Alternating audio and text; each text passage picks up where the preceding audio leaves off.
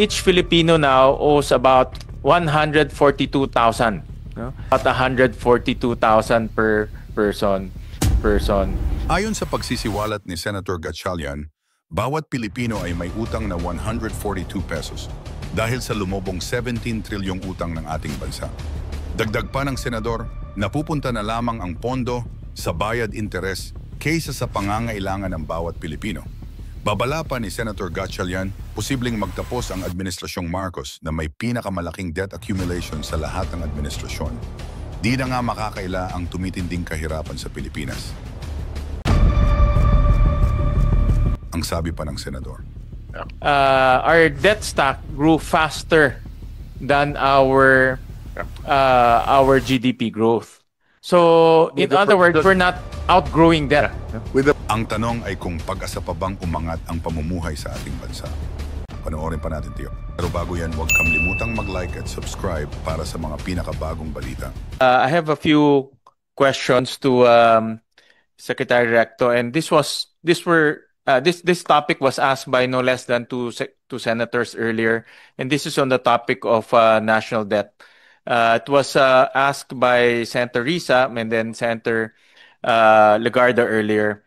And I understand that you inherited the debt, no? Especially the ones incurred during the pandemic, because during the pandemic, we didn't have any choice but to borrow in order to finance our health intervention. So from a average of about 30% debt to GDP, it went up to about 60% to 70% GDP during the pandemic times. And it remained at 60% debt to GDP from then on. That is correct, yes. And that's why mga 12.8 trillion in 2022. Correct. Yes. That's why we enacted the not enacted, but we passed the concurrent resolution for the medium-term fiscal framework. And this is where my concern comes in. Next slide. Because in the original MTFF, 2025 was the year that we will break sub 60. Meaning our debt to GDP will go 60% and below and onwards. No? So the trajectory was to go below until 2028, the end of the term of the president. But what happened is the DBCC adjusted the debt to GDP ratio by 8 times during the course of since 2022. I understand why, no? Because of externalities, things that we cannot control. And because of our debt accumulation, next slide, each Filipino now owes about 142,000. No? That's about 80% of its household consumption per capita. Or on the other hand, you could also say that you have 140,000 in savings. Because 1 month's liability is 1 month's asset. Correct. But it depends how you look at it. But just to put it on record, that if you divide that on a per capita basis, it's about 142,000 per person. And that's also, next slide. And I understand that the game plan is to outgrow debt. No? Meaning grow our economy as fast as we can, collect revenues as big as we can, and spend wisely. That's correct. Yeah. Yes. But since 2023, debt has outgrown our economy or economic growth. And this is because of externalities again. No? You have the war in Ukraine. You also have geopolitical issues. So, based on our analysis, our debt stock grew faster than our GDP growth. So, in other words, we're not outgrowing debt. No? With the permission of Senator Yes, Pin. go ahead. Yes. As I did mention, in 2022, the debt to GDP was 62.1. And if we are 61.8, then we're essentially just flat. So it's not increasing. It's not also totally decreasing. but medyo flat lang or a slight decrease from 62.1 when we inherited it. No?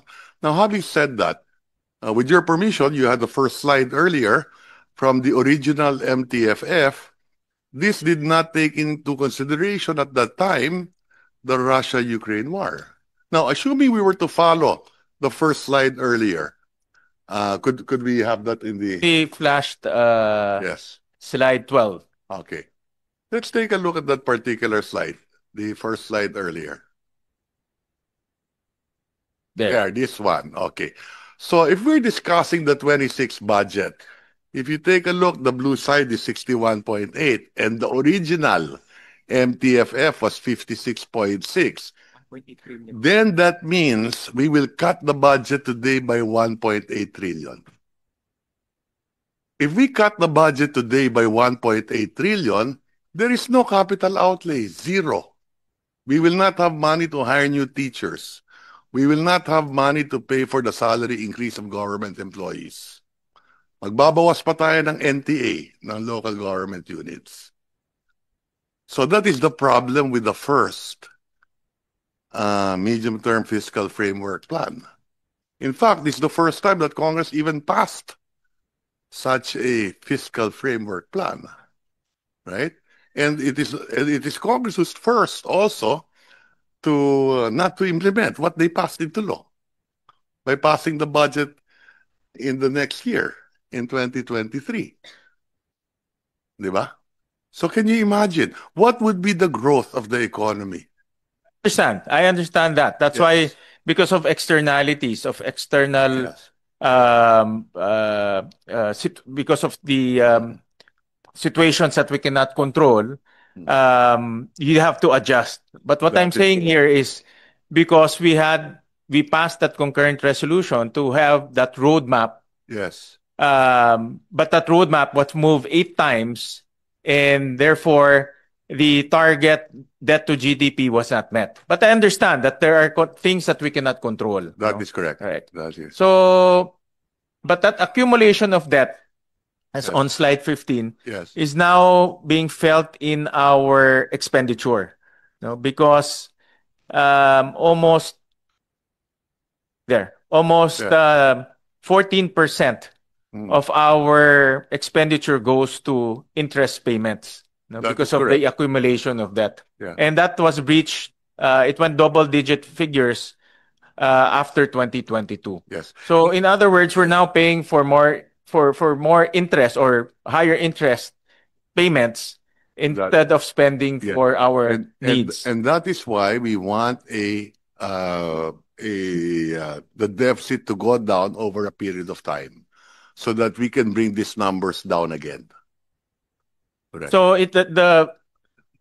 I'll just finish the last slide. The last slide is I got this from your presentation earlier, and we saw that of course different administration will incur debt, but the Marcos administration will incur the highest debt accumulation at 9.1 trillion by the end of the Marcos administration's term. Yes. And even though we accumulate that much debt, our debt to GDP still remains the same. No?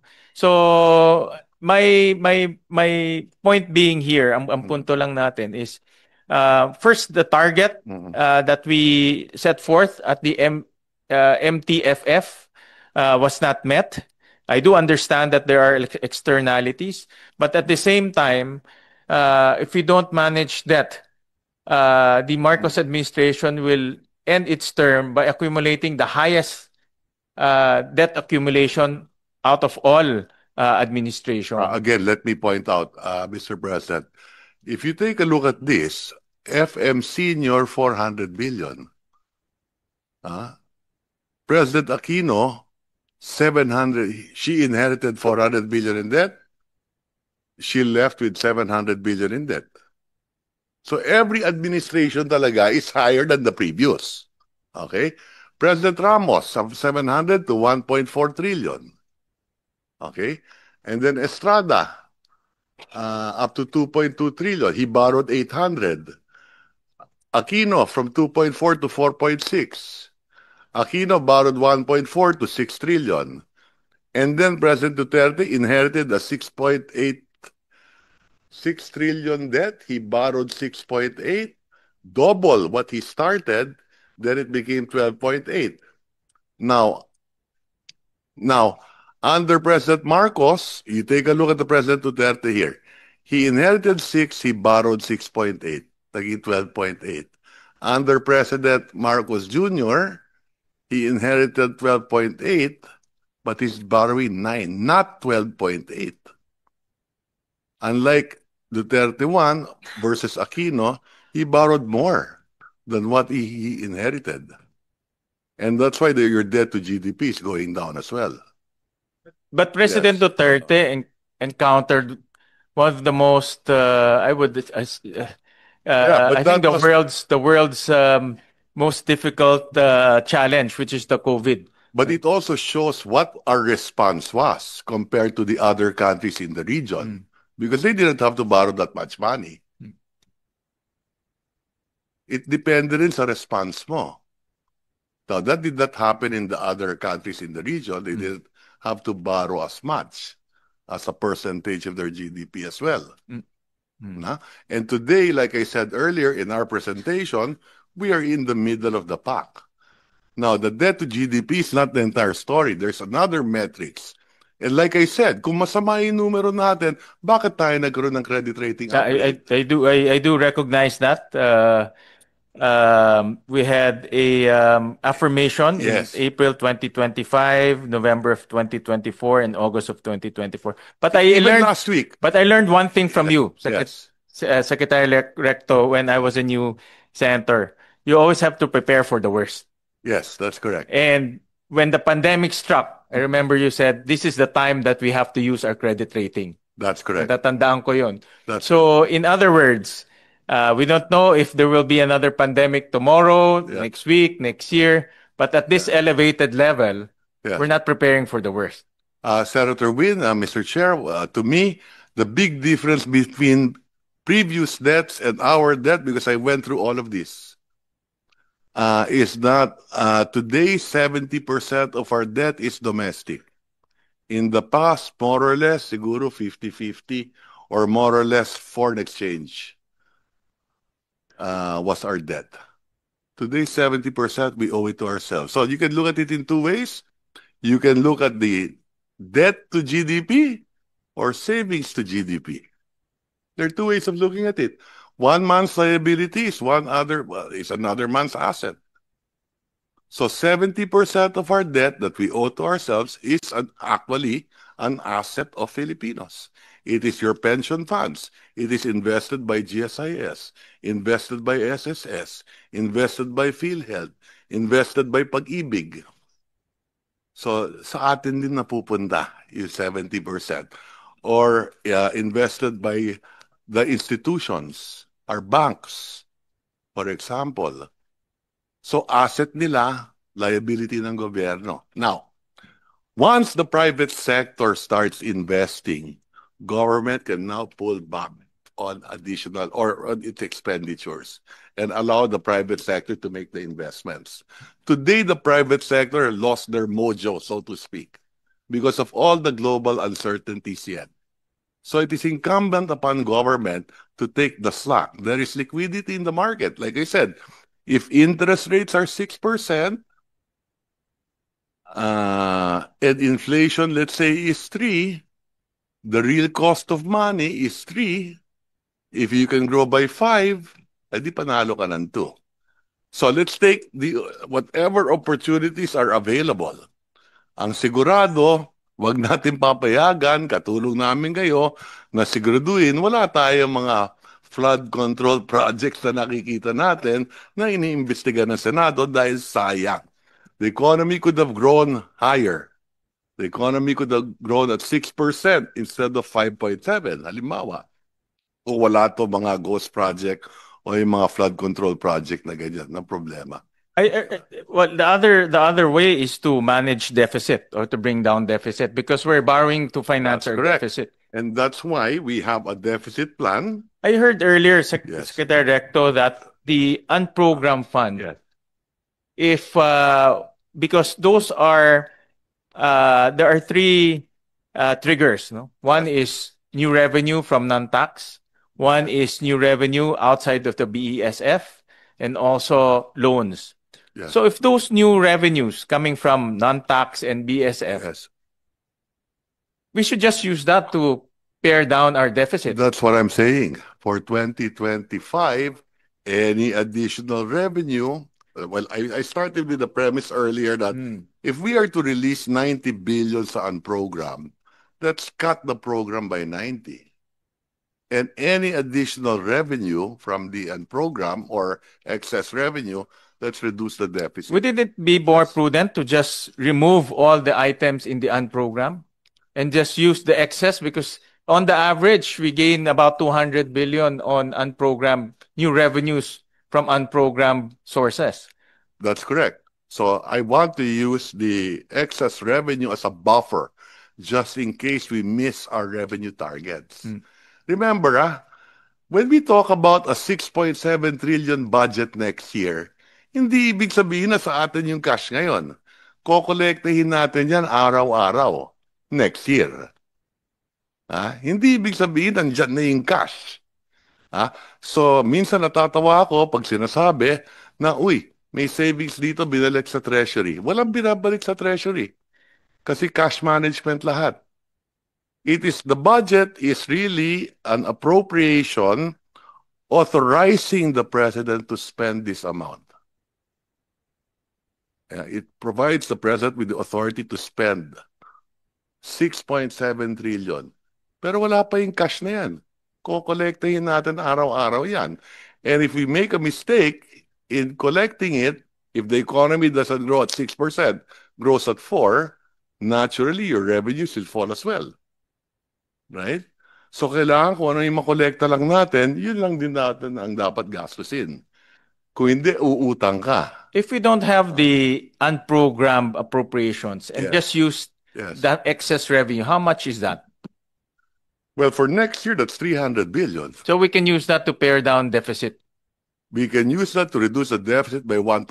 Yes. Correct. So wouldn't it be more prudent if we don't have those I am one with you. unprogrammed appropriations? I am one with you. Just lipat na lang natin sa program para we use that to cover deficit and then I agree reduce totally. Nagdadagdag sa Kongreso Kongreso eh. Well, take a look at that. In the last 2 years, kayo nagdadagdag, hindi naman lang. We'll take a look at that. We'll take a look at that. Okay. On a separate topic to Secretary Balisacan, I'll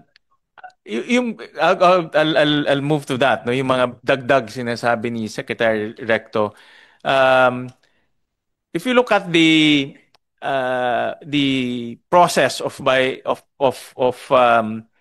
including projects in the NEP, no, it starts with the RDC. No, but I understand this morning that there's a threshold. No, meaning 100 million. It's 150 M. 150 M. Yeah. No? 150 M and above, it goes to RDC. 150 and below, it goes straight to DBM for budgeting. No? So the ones that are approved by the RDC, no, how many of those projects are approved and eventually ends up in the National Expenditure Program, in the NDP? We don't have those numbers yet ready, but actually, I have. I asked your staff, but I just wanted to verify. 500 million, 250 million yan eh. And then anything above that is 500 million ang RDC na.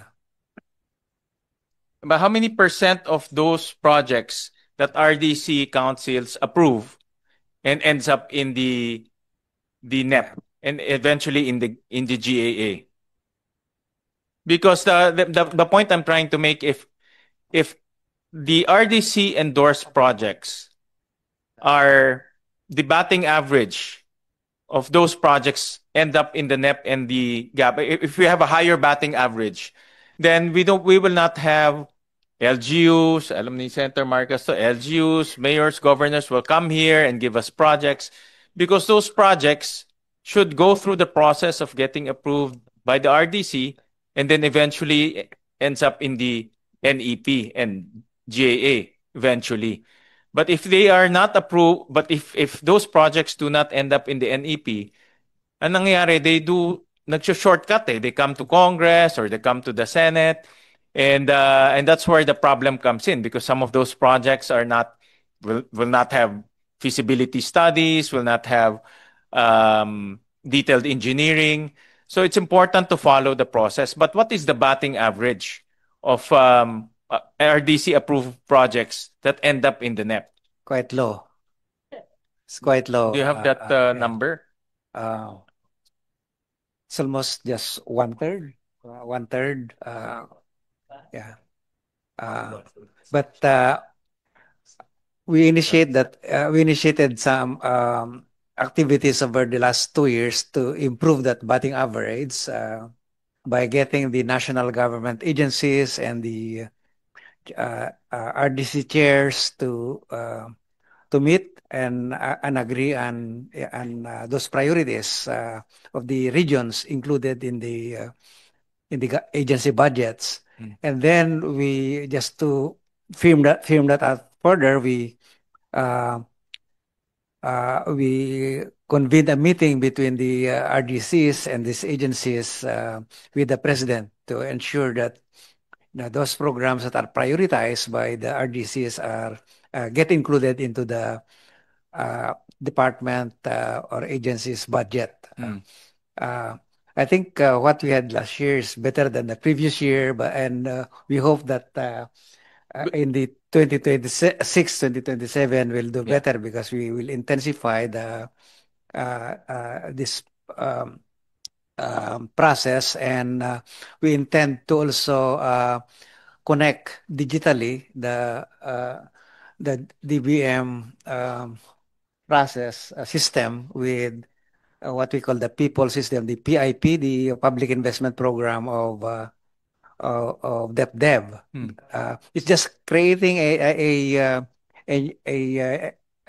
numbering system for these two systems so that they can communicate. Because as of now, it's too difficult to see whether a particular project in Region X is included in the pre-NEP submission of the agency, without literally going to the DBM to ask, if the project was included. So what we wanted to accomplish is a more digital system of checking whether those projects that are identified by and prioritized by the regions are actually in the DBM or submitted by the agencies to DBM without traveling to Manila to follow up their projects.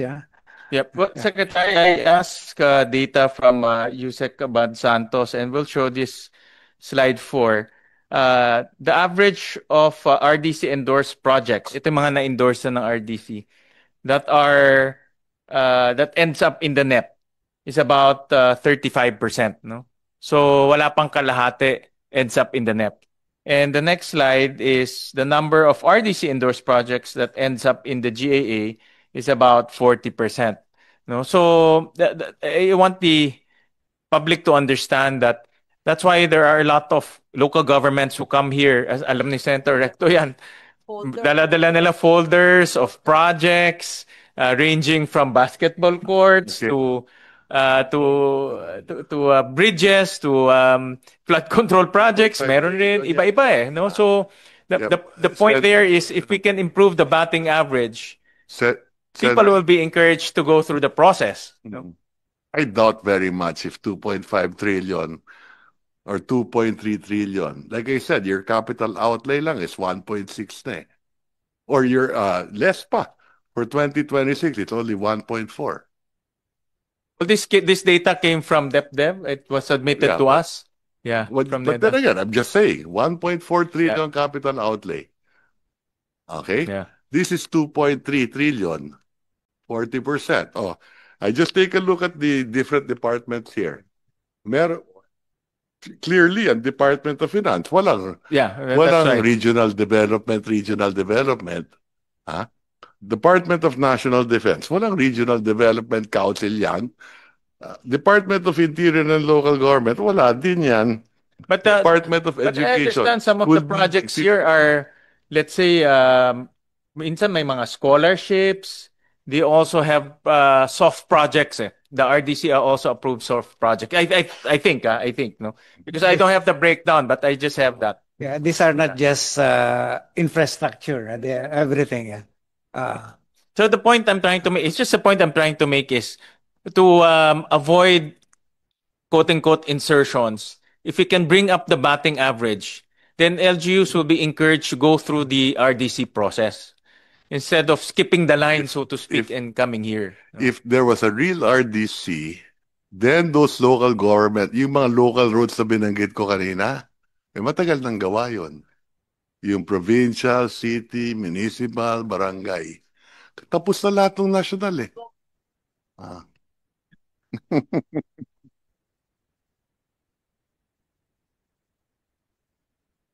That's true. That's the point I'm trying to make. The batting average was so low even before, that's why there's no even interest among the local government executives. Yeah. Go ahead, What we are Secretary. trying to do, really, I mean, we really need to advance the digitalization in government, and this is one initiative that we are trying to advance, that the system of DBM communicates well with the system of other agencies, including DepDev, and hopefully even with Congress, so that when we ask, is this irrigation project in Ilocos Norte actually in the NGA, in the department budget, in the books of DBM, or already in GAA or in the NEP, we should be able to see that easily without local executives coming to Metro Manila to follow up their projects with their congressmen or with DBM. It's the same thing that we do in the when we construct the GDP. We have industry accounts. We have numbering for it. There's a number for rice. There's a number for corn. There's a number. We should be using the same numbering system and coding system so that we can easily check whether a project is funded or not. Aside from that, Secretary, it's really improving the batting average. So I think that is the point I'm trying to make for DBM and DepDev through the regional development councils to improve the batting average. So we avoid as much as possible insertions, amendments, cutting the line. They go through the process. And the process also dictates coordination. Because all the regional councils are composed of governors, mayors, the line agency. So they talk among themselves. And sticking to certain standards, like for example, if the project that is being proposed for insertion is not in the public investment program that is identified by the RDCs, it should not be there. I mean, the system should not allow that to be inserted. Either in the NEP or in other. Correct. So we'll just take note of this, because this is something that will help the process and avoid things that we are seeing now, like flood control projects that are not coordinated with the local government units. Lately, I've been reading the news, and a lot of local government units are saying these projects are not coordinated with them. If we improve the batting average, I believe that we will improve coordination. The next topic that I want to discuss is we recognize the presence of Senator Joel Villanueva. It was raised earlier by Senator Marcoleta. This is the topic of ayuda and subsidies. We computed all the ayuda programs, subsidy programs, and can you flash 45/45. So all of these programs, no, iba-ibang mga programa. You have, of course, the favorite protective services for individuals and families in difficult circumstances. This is AIX. Then you have medical assistance, MAIP, and then you have tulong panghanap buhay, which is TUPAD. So all of that, all in all, we computed, next slide, the amount for 2026 is about 305 billion pesos. No? Tama ba yan, Senator Recto? I think if you include all the others, papalo yan ng more than 400 billion. Mga 400? Yeah, ito lang in what we scanned through the NEPA. Yes. Halimbawa yung fuel subsidies for farmers, for jeepney drivers. If you include all the types of subsidies, mga 470 billion. Okay. And then, can you go back up? We saw a notable increase in 4Ps from 64 billion to 112 billion, which is good because I believe in 4Ps, it's conditional. If you go to school, if you go to the health center, then you get support from government. So you have healthy constituency, you have educated constituency. But I also saw notable decreases in some of the programs. And I support the decrease because we also saw a lot of duplication. Senator Amy Marcos mentioned that earlier. Several departments are giving ayuda to people, but that those ayudas are also being given by other departments. No, pare-pareho lang, no? So I believe that the decrease is rationalization of ayuda, if I'm not mistaken. Tama ba, Yusek Toledo? Yes, Mr. Chair. Because I saw some, like for example, sa housing, meron din silang binibigay na ayuda. Sa DA, meron din. So I saw rationalization. But I also saw decreases in the protective services, the medical assistance, and tulong panghanap buhay. Those decreases, for example, sa AIX, will impact about 3.7 million people, no? Based on our estimates. Sa MAIP is about 1.4 million foregone beneficiaries, and sa TUPAD is about 1.1 foregone beneficiaries. So malaki rin ang mawawalan ng tulong, no? Dito sa tatlong programa, which is the bulk of the ayuda. Is there a particular reason why we reduced it? I believe we increased it in 2025 because of the need. No? So by decreasing it, because of the election. Maybe. Is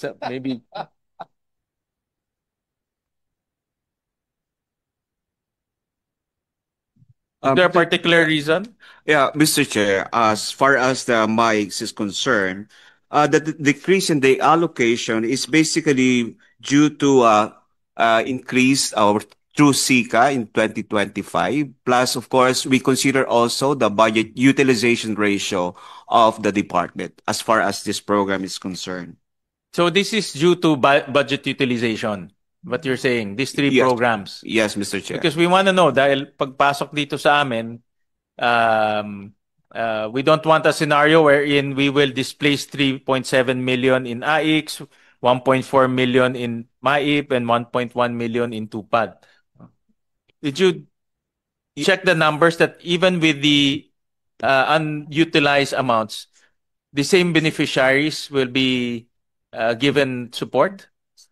As far as the beneficiary, Mr. Chair, of course, given the amount that we provided, magbababa po yung beneficiaries. But given during the preparation of the budget, we look at their utilization ratio, and yun nga po, mababa po yung utilization nila dito. Plus, of course, the increase basically from 2024 to 2025 is basically due to SICA po. Yes. Well, actually, the level in 2025 as far as NEP is 26 billion, and we provided here for 2026 NEP up 24.2 billion, Mr. Chair. All right. Just to flag the department that we want to make sure that we don't displace anyone in terms of giving support, no? Especially these three big programs, because these big three programs, people are already, kumbaga, alam na ng tao kung saan kukuha ng tulong eh, no? And we don't want a scenario wherein we're going to displace millions of people because we didn't allocate money, no? Yes, Mr. Chair. All right. And the other topic is on the issue of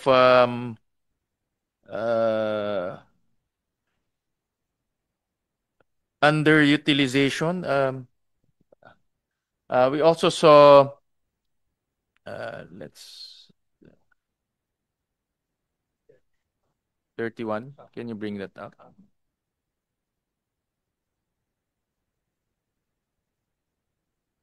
Yan. This is the stuck tong computer ko. Yeah. Okay. So we were looking at the SAOB, and we saw that for 2024, the utilization rate of the budget is only 77%.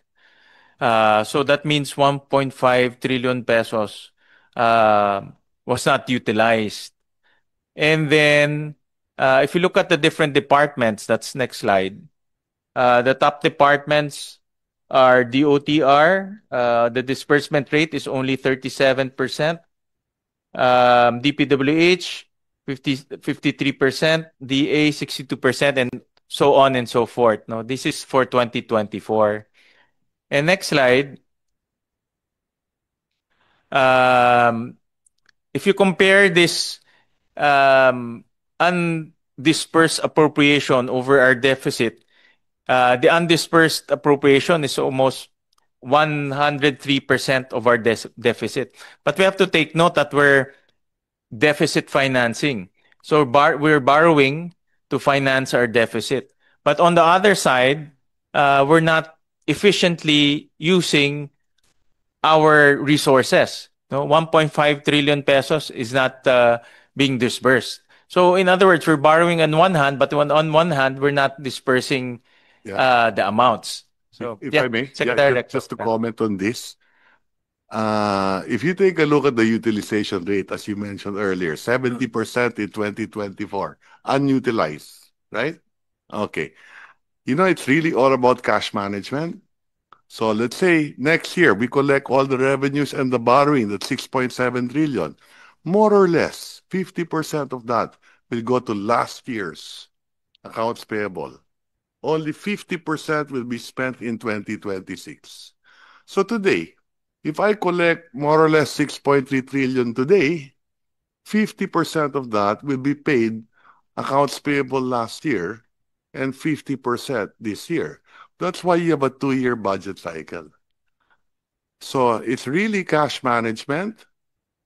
It doesn't mean that if there is an appropriation time, we look at the utilization rate based on the current budget, but it's an incomplete picture because we're paying for last year's budget in terms of cash. But this is only appropriations. Correct. So this is only expenditure. We're not talking about cash management. Yes. But remember, the budget is essentially cash management. But the budget for 2024, there's already an expenditure. So meaning you have to spend that amount for that year in order to utilize the amount. Yeah. Without, Obligate. wala pang cash yun, ha? We don't Correct. know the Obligate. Obligate. Yeah. Yeah. Iba yung obligation, iba yung disbursement. Yeah. Yes. Yeah. But in the utilization, we use disbursement. No? In the gauge of this is disbursement. This is disbursement. So meaning the project has already been consummated. Iba pa yung obligation, meaning you can obligate but you Correct. don't start the project. Iba pa yung accounts payables. Iba pa yun. Iba pa. Yes. So this is only utilization for the year. Correct. Yeah. So ulitin ko lang Okay. Let's say this year, roughly 6.3 trillion. So we collected the revenues, we borrowed the money, 6.3 trillion, more or less, 50% goes to last year's accounts payables and 50% for this year. And then next year, ganun din yun. Kung 6.7 trillion yung budget, kalahati nun, more or less, goes to this year's 2025 and then pay the 2026 as well. Yeah. But Mr. this is Chair. only for the utilization. Yeah, go ahead. Mr. Chair, there are two metrics that we use as far as utilization. That is obligation rate, at the same time disbursement rate. So when we say obligation, that is already the appropriation and allotment that were already released and obligated. And that is the obligation rate, the BUR. The second one is the disbursement rate, wherein out of the obligated amount, nabayaran na po siya. So yun po yung dalawang metrics namin na tinitignan as far as BUR is concerned. So yun po yun. Now as to ano po yung sa undisbursed appropriation, that is also one thing that, di ba mayroon po tayong tinatawag na two-year validity ng ating upload. That's why mayroon tayong continuing appropriations. Yun po yung nangyayari po dyan. Although hindi disbursed this year, but we can still have the authority to disburse or rather appropriate or release that allotment next year given the validity period of our appropriation. The point I'm trying to make here is, even titignan din natin sa mga ibang departments, mababa rin in disbursement. That's always a challenge, for the department. That's why those are one of the things that we look at here in the Senate during the budget hearing, to make sure that government is spending as fast as it can, because that's also a driver of our economy, and also the amounts are given in order to deliver service. Yes, Mr. Chair. That's why we have what we call the agency performance review, the one that I gave to you, the agency performance review. That is one thing that we want our agencies to have it. Kumbaga, dapat ma-assess nila yung kanilang performance even at the mid-year so that they can plan as to ano yung catch-up plan nilang gagawin to meet, of course, the targets that they have set in the General Appropriations Act in terms of financial and physical performance, Mr. Chair. So,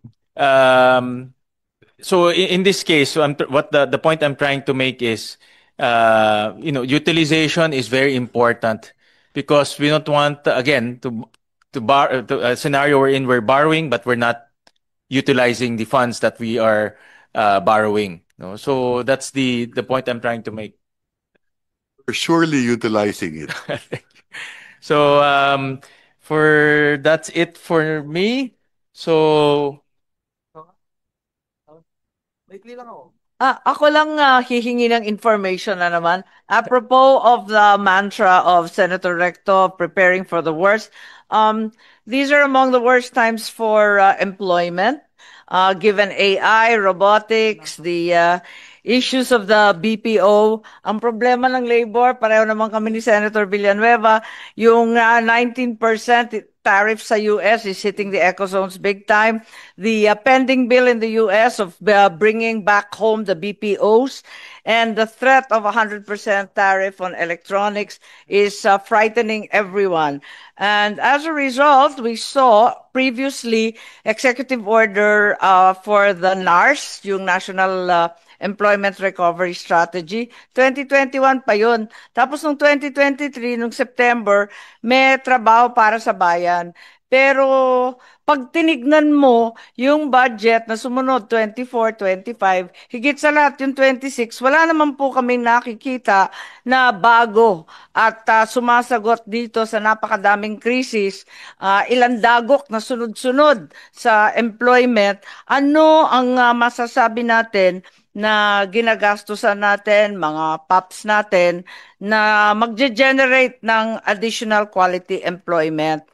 At sa kabila nun, yung livelihood programs na nakasabog na naman, meron sa DOLE, meron sa DSWD, asan na naman yan, yung livelihood din sa kabila ng employment. Kaya naguguluhan ako kasi mukhang business as usual.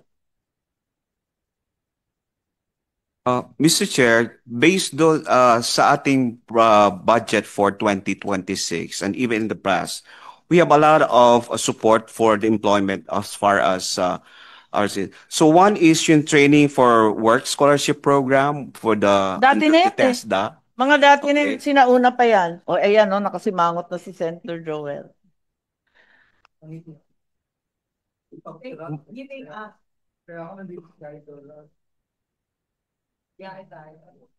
So, yes, Mr. Chair, we continue to provide for those programs of our government. Oh, yeah. Sige, pakilista na lang yung dati at saka yung 2026, which is going to be a very miserable year, I believe, given the many crises that we confront. Wala kay Senator Joel. Pinangungunahan ko lang siya. Thank you, Mr. Chairman. Thank you, Senator Amy, for raising that very important issue that we all wanted to focus on. I think all of us would agree that job creation is perhaps one of the most important initiative that we can offer our people. First of all, I'd like to put on record my sincerest thanks and gratitude for our resource persons present here today. Of course, our idol, Senior Brad, Secretary Ralph Recto, we miss you very much. And of course, Sec RC, thank you for being here. I just have some few questions, one of which was already asked by Senator Amy. Wala ho akong makita talaga na na nag-reflect doon sa proposed 2026 budget doon sa ating trabaho para sa bayan plan. I would like again to thank Secretary RC and the DepDev family for helping us to immediately craft the IRR and to keep the ball rolling. Gusto ko lang malaman kung meron po at kung kailangan, we are ready to help. For example, the TPB plan seeks to encourage investments in priority sectors or industries with high potential for job generation. So we wanted to find out what significant steps are we taking next year in this direction, and meron na po bang pondo na nakalaan para dito?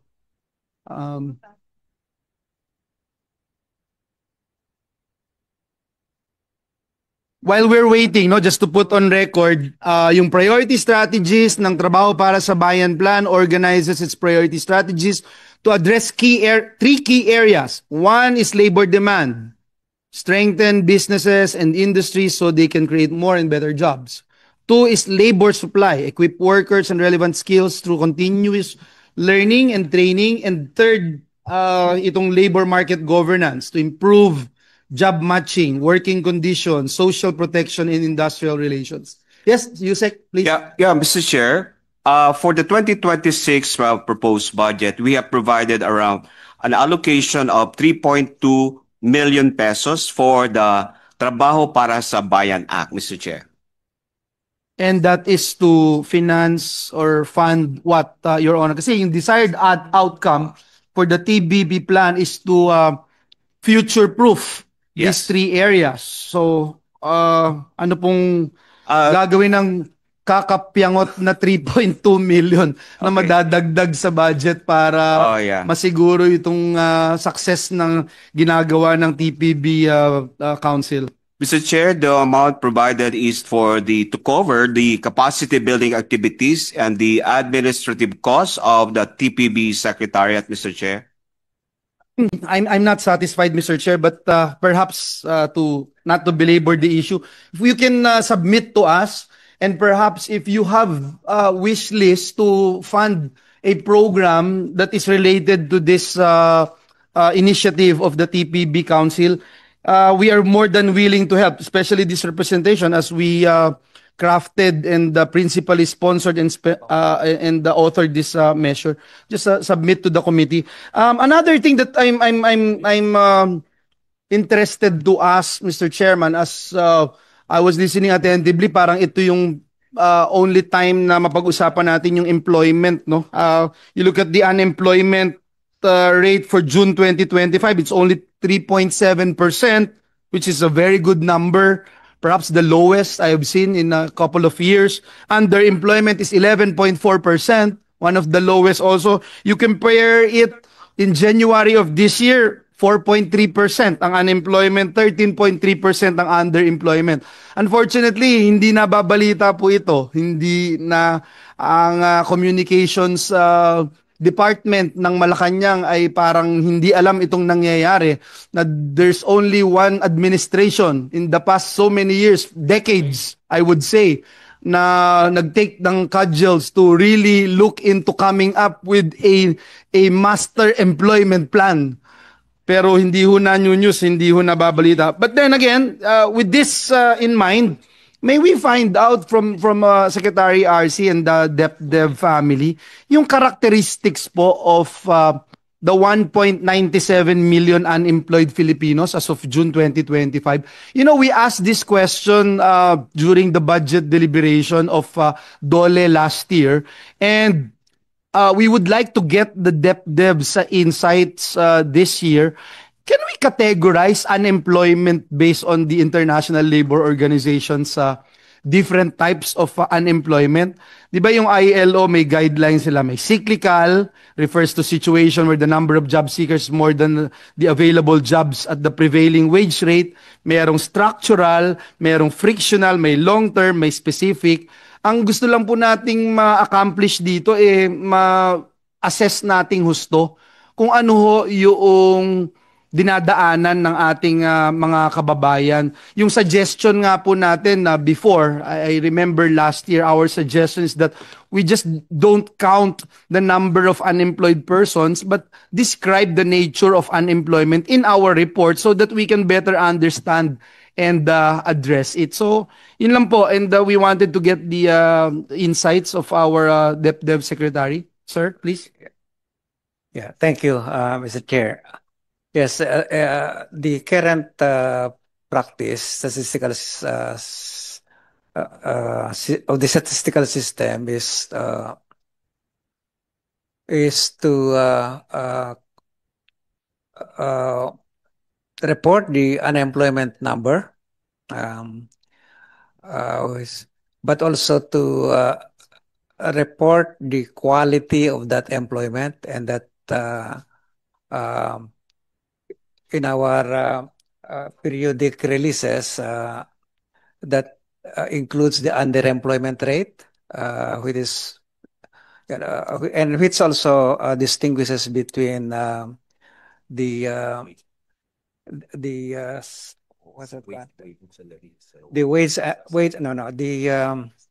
those who are unemployed, those who are fully employed but are still looking for work, that's underemployment.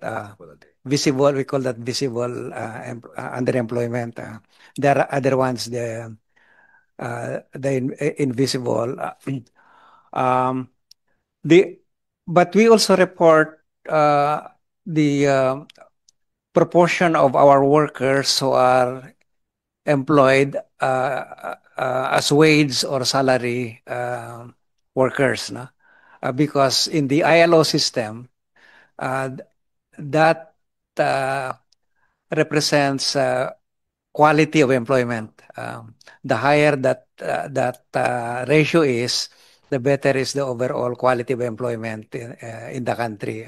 Wage and salary workers, as opposed to those who are in the informal sector or self-employed workers. Many of those low productivity type of employments are on those informal sector, in the self-employed workers, those who are tending sari-sari stores, for example, peddling cigarettes, they are in the streets, those are classified as employed, but there's a low quality employment. So we have been adopting this kind of Yes. methodology, Yes. Yusek Mapa, and I think it's very important kasi, like for instance, in the ILO guidebook, di ba, yung cyclical number of job seekers is more than the available jobs. Yung structural may mismatch, nakikita na po. Frictional referred to transitory unemployment. Long-term refers to those who are unemployed for a longer period of time, typically for more than 6 months, if I'm not mistaken. So ito pong metrics na to, ginagamit na rin po natin sa pagkuha. And if we are doing this, again, to not to belabor the issue, if we can also get a copy Yeah, especially with this 1.95 million unemployed as of June 2025. Makategorize lang po natin para mas ma-address natin yung problema. We can move in that direction, Mr. Chair. I Thank think you. that we'll need to develop the protocols for our statistical system for that. Also, we'd like to find out, sir, from our economic managers kung kamusta yung new strategies natin as we take this problem of addressing job skills mismatch, and what extent will these programs ease our unemployment and underemployment rates.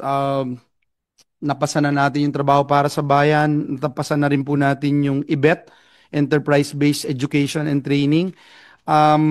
May we know kailan natin siguro mararamdaman yung impact nitong mga laws na to?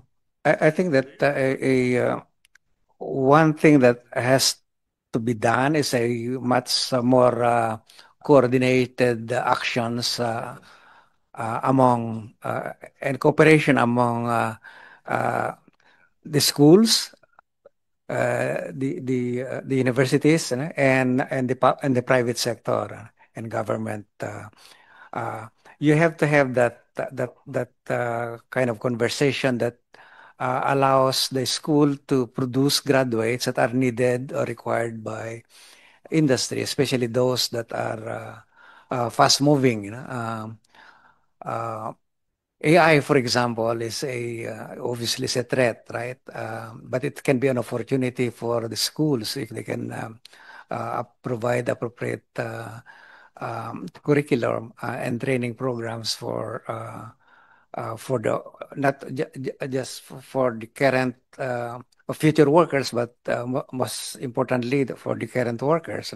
Yeah. And then the government to come in to facilitate that conversation, even the provision of financing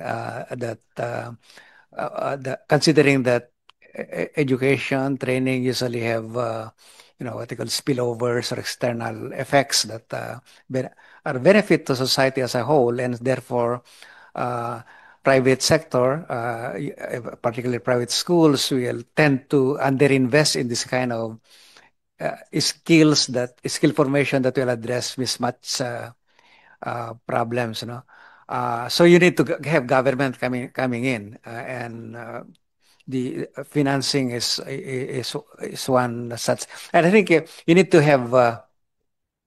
Yeah. I was just with the TESDA family last Saturday, where we held the closing ceremonies of ASEAN World Skills competition.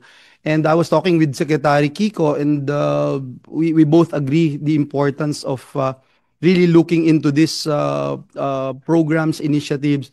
I mean, when you talk about artificial intelligence, everyone's for example, in China, they are already including AI in their curriculums. But here in the Philippines, we're still talking about mother tongue.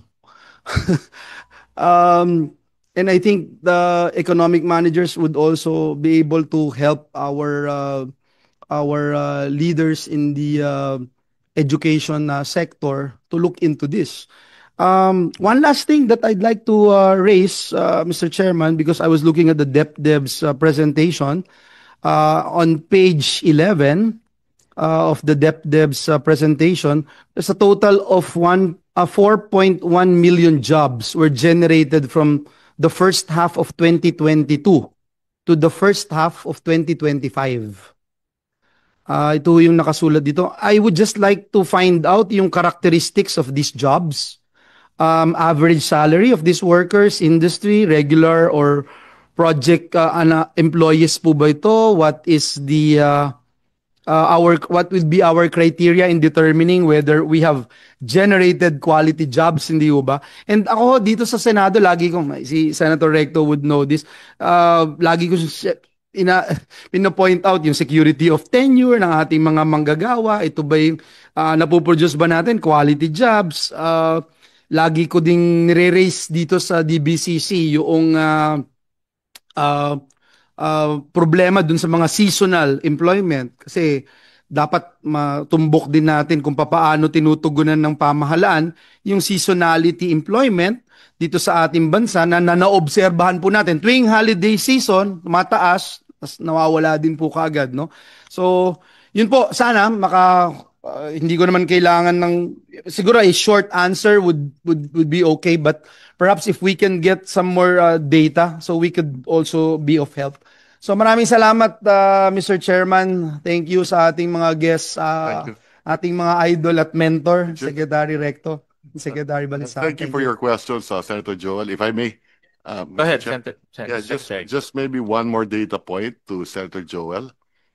Today, you have roughly 50 million Filipinos working. 65% of them are in the formal sector, wage and salary workers.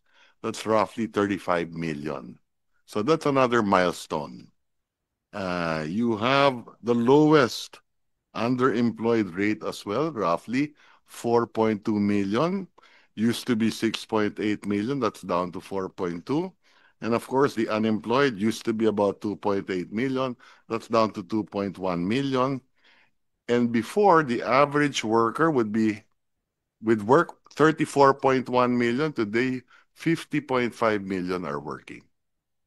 Yes, thank you. Thank you very much, Your Honor. Right. Thank you, Mr. Chair. Thank you to our majority leader. We don't have any more questions to the DBCC. So thank you very much for coming over, Secretary Recto, Secretary Balisacan, of course, Secretary Pangandaman was here earlier, and also BSP Governor Remolona. Maraming salamat to all the staff who accompanied their principals. We'll see you at the agency budget briefings in the next few days. Maraming salamat po. This briefing is hereby adjourned.